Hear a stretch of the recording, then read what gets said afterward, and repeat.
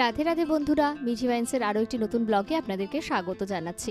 সকালবেলা চলে গিয়েছিলাম তুলসীতলায় পুজো দিতে। এখানটা আসলেই মনটা যেন একদম ভরে যায়, কি আর বলবো আপনাদেরকে। আর তার পাশে দেখুন সেই ছোট্ট একটা গোলাপ ফুলটাতে রোজ ফুড দেওয়া হয়েছে। তারপরে দেখা যাক এরপরে কি হয়। আর অন্য কোনো ফুল কিন্তু ধরেনি, যেহেতু একটু গরম পড়ে গিয়েছে, মনে হয় সেই কারণেই হয়নি। যাই হোক, দেখা যাক কতদিনে আবার নতুন ফুল ফোটে। আর হয়তো এখানে প্রপার পরিমাণে যে জল বা রোদ পাচ্ছে কি না সেটাও ঠিক বুঝতে পারছি না।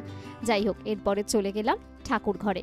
আমার দুই গোপাল তখন একদম নিশ্চিন্তে ঘুমোচ্ছে। তারপর তাদেরকে উঠিয়ে স্নান করিয়ে আমার প্রায় 1 ঘন্টা সময় লেগেছিল। দুজনে আবার সেম কালারের ড্রেসও পরেছে দেখুন। তারপরে চলে গিয়েছিলাম কিচেনে। রাধে রাধে বন্ধুরা, মিঠি ফাইন্সের আবার একটি নতুন ব্লগে আপনাদেরকে স্বাগত জানাচ্ছি। আজকে সকালবেলা ঘুম থেকে উঠে স্নান করে ঘরের কাজ সম্পূর্ণটা সেরে তারপরে চলে এসেছি কিচেনে। তো সবার প্রথমে কিছুটা পায়েস বানিয়ে নিয়েছিলাম, দেখতেই পাচ্ছেন 3 বাটি পায়েস এখানে রয়েছে। এই পায়েসগুলো গিয়ে এখন যে প্রতিবেশী আছে তাদের বাড়িতে দেবো, কারণ অনেকদিন বাদে বাড়িতে পায়েস রান্না করেছি। তো সেই কারণে গিয়ে ভাবলাম তাদেরকে দিয়ে আসবো। তো সেই জন্য একদম পুরো সুন্দর করে সেট করে দিয়েছি। তো চলুন এগুলো দিয়ে আসি, তারপর এসে আপনাদের সাথে কথা বলছি। তো প্রতিবেশীদের সম্পূর্ণ যে পায়েস ছিল সেটা দিয়ে চলে এসেছি বাড়িতে। এখন হচ্ছে এখানে সম্পূর্ণ বাসন যা ছিল সেগুলোকে ধুয়ে এখন শুকোনোর জন্য রেখেছি। আর আজকে কি কি রান্না হবে সবার ফার্স্টে দেখিয়ে দিই। এখানে রয়েছে শসা, নাশপাতি আর হচ্ছে এটা পেয়ারা। হ্যাঁ, তো এইগুলো সবার প্রথমে আজকে কেটে নেওয়া হবে, কারণ এগুলো হচ্ছে পুজোর যে প্রসাদ ছিল সেগুলো। তো কেটে যাতে দুপুরবেলা খাওয়া যায় সেই জন্য রাখা হবে। তো এটাকে সাইড করে দিলাম। এরপরে আজকে রান্না হবে হচ্ছে ছোলার ডাল। এটাকে কালকে রাত্রে সুন্দর করে ভিজিয়ে রেখেছিলাম। এখন তারপরে এটাকে রান্না করা হবে একবার সিটি দিয়ে নিয়ে। আর আজকে রান্না করা হবে কুমড়োর ছক্কা। আর এই টমেটো আর লঙ্কা যেটা রয়েছে এটা দেওয়া হবে হচ্ছে ছোলার ডালে। আর কুমড়োর ছক্কার জন্য কুমড়ো নেওয়া হয়েছে, আলু আর তার সাথে আদা নেওয়া হয়েছে। আর যা মৌরি লাগে, মশলা লাগে, সেগুলো রান্নার পুরো প্রসিডিউরটা আপনাদের সাথে পরে শেয়ার করবো যদি আপনারা চান। তো এই হয়ে গেল আজকের প্রিপারেশন। আর তার সাথে থাকছে হচ্ছে ভাত। তো আজকের জন্য এটাই রান্না হবে, কুমড়োর ছক্কা, ছোলার ডাল আর তার সাথে হচ্ছে ভাত। তো চলুন এখন চটপট করে আগে ভাতটা বসিয়ে দিই। ঝটপট করে সবার প্রথমে আমি মশলাগুলোকে ভেজে নিয়েছিলাম। তারপরে সেগুলোকে গুঁড়ো করে নিয়েছিলাম মিক্সিতে। ব্যাস, গুঁড়ো একদম রেডি। আর এটা লাস্টে দিলে কিন্তু ঘ্রাণ দারুণ লাগবে। আপনারা কে কি ইউজ করেন অবশ্যই কমেন্ট করে জানাবেন কিন্তু। এখানে দেখতেই পাচ্ছেন যে মশলা কিন্তু একদম গুঁড়ো করা হয়ে গিয়েছে, যেটা কুমড়োর ছক্কাতে স্পেশালি ইউজ করা হবে। কতটা পরিমাপ সেটা তো আপনারা দেখেই নিয়েছেন। আর এদিকে হচ্ছে ফল কেটে নেওয়া হয়েছে, যার মধ্যে রয়েছে হচ্ছে শসা, নাশপাতি আর হচ্ছে পেয়ারা। তো চটপট করে এখন ফলগুলোকে খেয়ে নেওয়া যাক। সবার প্রথমে কুমড়ো আর আলুগুলোকে ডুমো ডুমো করে কেটে নিয়েছিলাম। সঙ্গে ছিল আদা বাটা। এতটা আদা বাটা কিন্তু দেব না, এটা পরের দিনের জন্য রেখে দিয়েছি। আর বিভিন্ন মশলাপাতি তো দেখতেই পেলেন। সবার প্রথমে আমি ডালটা বসিয়ে দিয়েছিলাম কড়াইতে, তেজপাতা, শুকনো লঙ্কা আর জিরে ফোড়ন দিয়ে। ডালটা হতে একটু সময় লাগবে, সেই জন্য সেটাকেই বসিয়ে দিয়েছিলাম। যতটা পরিমাণে জল প্রয়োজন সেটা নিয়ে নিয়েছিলাম। 10-15 মিনিট লেগেছিল ডালটা সম্পূর্ণ কমপ্লিট হতে। অন্যদিকে তখন আমি বসিয়ে দিয়েছিলাম হচ্ছে কুমড়োর ছক্কাটা, কারণ আজকে এক জায়গায় বেরোবো, তাই সকালবেলা থেকে বেশ তাড়াহুড়া ছিল। তার জন্য কড়াইতে তেল দিয়ে সম্পূর্ণ মশলাগুলো ফোড়ন দিয়ে দিয়েছি। 2টো কড়াই ইউজ করেছি, একটাতে কুমড়ো আর একটাতে আলু ভালো করে ভেজে নিয়েছি। এরপরে ভালো করে নাড়াচাড়া করে নিয়েছি আর বেশ কিছুক্ষণ ঢেকে ঢেকে রান্না করেছিলাম, যাতে তাড়াতাড়ি সেদ্ধ হয়ে যায়। আর মশলাগুলোকে এর মধ্যে দিয়ে নিয়েছিলাম, বেশ কিছুক্ষণ ধরে কষিয়ে নিয়েছিলাম যাতে মশলাগুলো ভালো করে মিক্স আপ হয়ে যায়। আর এদিকে পাশে গরম জলটা করে নিয়েছিলাম, যতটা পরিমাণে গ্রেভি প্রয়োজন। আর এটাতে তো বেশি একটা গ্রেভি প্রয়োজন নেই, মাখামাখাই প্রয়োজন, তাই খুব একটা বেশি জল দিইনি। আর লাস্টে সেই ঘ্রাণের জন্য দিয়ে নিয়েছিলাম সেই গুঁড়ো মশলাগুলো। ব্যাস, রেডি হয়ে গিয়েছে আজকে সকালের খাবার, ভাত, ডাল আর তার সাথে কুমড়োর ছক্কা। চলুন, যেহেতু বেরোতে হবে, ঝটপট করে এরপরে প্লেটটা সাজিয়ে নিই, যাতে তাড়াতাড়ি খেয়ে বেরোতে পারি। কোথায় যাচ্ছি অবশ্যই জানাবো। তো দুপুরে লাঞ্চ দিয়ে বসে গেছি। আজকে আছে হচ্ছে ভাত, তার সাথে হচ্ছে ছোলার ডাল আর হচ্ছে আলু আর কুমড়োর ছক্কা। তো চলুন চটপট করে লাঞ্চটা কমপ্লিট করে ফেলি। রেডি তো আগের থেকে হয়ে গিয়েছিলাম, তাই ঝটপট করে খাবারটা খেয়ে ফেললাম। কুমড়োর ছক্কা অনেক দিন পরে খেয়ে দারুণ লাগলো। আর এরপরে খাওয়া কমপ্লিট করে চলে গিয়েছিলাম বেঙ্গল এনামেল পোস্ট অফিসে। দেখতে এরকম ভুতুরে বাড়ি হলে কি হবে, এর সাথে অনেক ইতিহাস কিন্তু জড়িয়ে আছে। যারা যারা ব্যারাকপুরে থাকেন বা পার্শ্ববর্তী অঞ্চলে তারা কিন্তু সবাই জানেন এর ইতিহাস। আমি তাই একটু চারপাশটা ঘুরে ঘুরে আপনাদের সাথে শেয়ার করে দেখালাম যে কি সুন্দর দেখুন, সেই পুরনো একটা ভাব কিন্তু এখানে এখনো রয়ে গিয়েছে। আর এত পুরো বাড়ি হওয়া সত্ত্বেও সকলে কিন্তু কি সুন্দরভাবে এখানে কাজ করছে। তো আমার যে কাজটা ছিল সেটা হতে মাত্র আধ ঘন্টা সময় লেগেছিল। তারপরে চারপাশটা ঘুরে সবটা দেখে চলে এলাম বাড়িতে।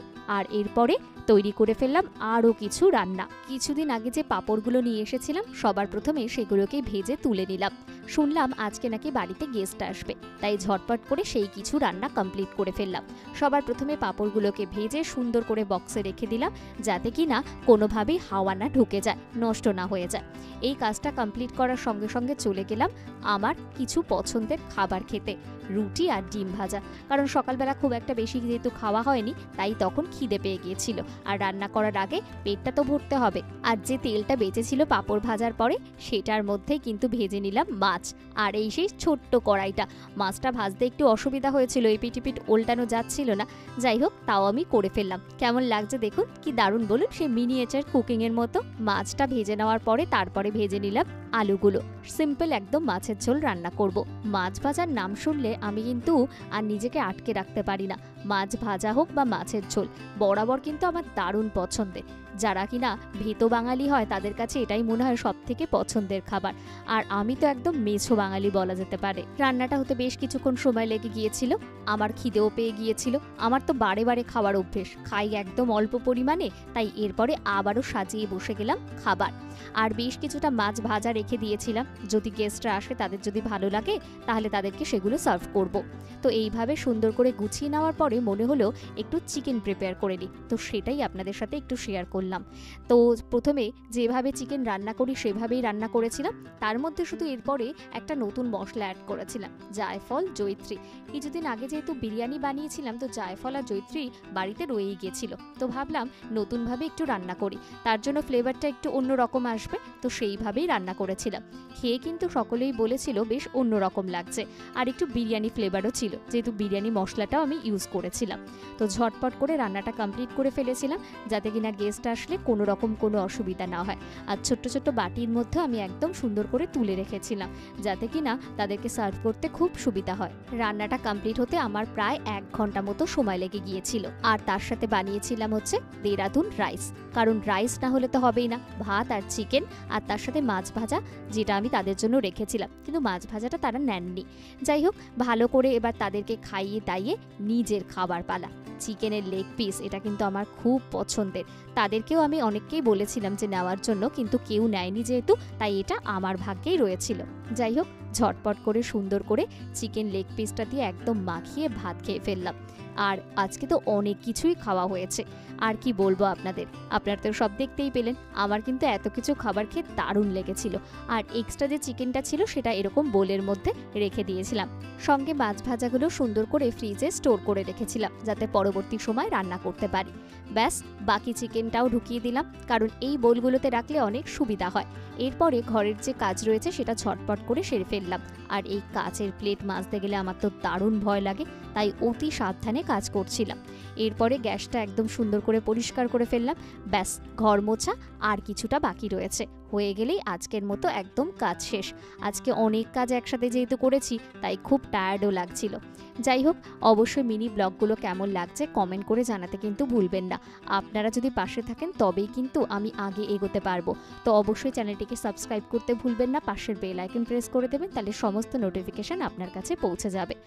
আর একটু সন্ধ্যেবেলার দিকে গিয়েছিলাম হচ্ছে সাউথ জাংশনে, সেখানে গিয়েছিলাম ধোসা খাওয়ার জন্য, কারণ অনেক দিন হয়ে গেছে ধোসা না খেলে আমার ঠিক ভালো লাগে না।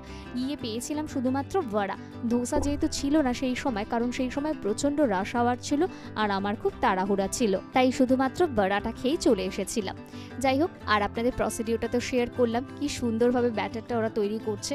আর এই হচ্ছে পুরো দোকানের অল্প একটু লুকস, একদিন আপনাদের সাথে পুরো ভিডিও শেয়ার করব। বাড়িতে এসে দেখলাম পাশের বাড়ি থেকে এসে রাজমা আর আলুর পরোটা দিয়ে গিয়েছে। আমি সেগুলো সুন্দর করে প্লেটে রেখে আপনাদের সাথে একবার শেয়ার করে নিলাম। এখন আর খাওয়ার কোনো রকম ইচ্ছে নেই। আর অন্য একটি বাড়ি থেকে দিয়ে গেছে ফ্রাইড রাইস আর পনির বাটার মশলা। যে পরিমাণ আমাকে দিয়ে গিয়েছিল আমি প্রায় 3 দিন ধরে এটাকে শেষ করেছি। আর ডিনারে আমি এটাই খেয়েছিলাম, সেই প্লেটটাই আপনাদের সাথে একটু শেয়ার করছি।